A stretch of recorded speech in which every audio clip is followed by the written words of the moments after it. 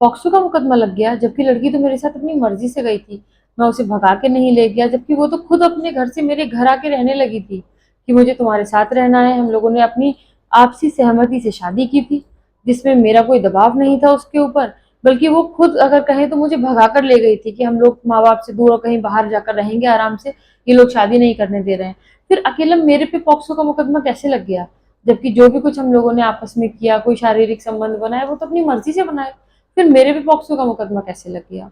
जबकि लड़की ने मुझे ये बताया कि मजिस्ट्रेट साहब को बयान भी यही दिए थे कि मैं तो लड़के के साथ अपनी मर्जी से गई थी, लड़के का कोई जोर जबरदस्ती नहीं था मेरे ऊपर।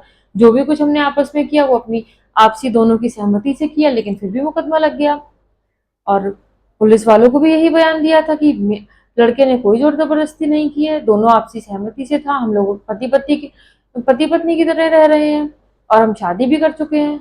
तो फिर पॉक्सो का मुकदमा कैसे? आइए जानते हैं पॉक्सो का मुकदमा कैसे और क्यों नहीं लगना चाहिए था।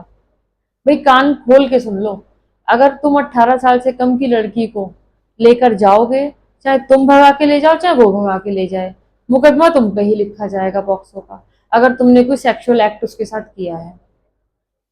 और लड़की की कितनी भी सहमति हो, मायने नहीं रखती। बस एक बात मायने रखती है इस केस में कि लड़की 18 साल से कम की थी। आप 18 साल से कम की लड़की को कहीं भी लेकर जाएंगे, चाहे वो खुद भागकर आपके घर आ जाए, उस केस में आप पे पॉक्सो का मुकदमा लगेगा ही लगेगा।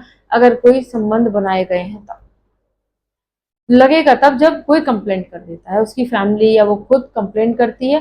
फिर चाहे लड़की मजिस्ट्रेट साहब के सामने कुछ भी कहती रहे, कोर्ट के सामने कुछ भी कहे कि नहीं मतलब हम आपस में बहुत प्यार करते हैं और पति पत्नी की तरह रहते हैं और शादी हो गई है, सब कुछ है, ठीक है, हमें कोई लेना देना नहीं, फिर भी पॉक्सो का मुकदमा आप पे लगेगा जस्ट बिकॉज कि आपने 18 साल से कम की लड़की के साथ संबंध बनाए हैं।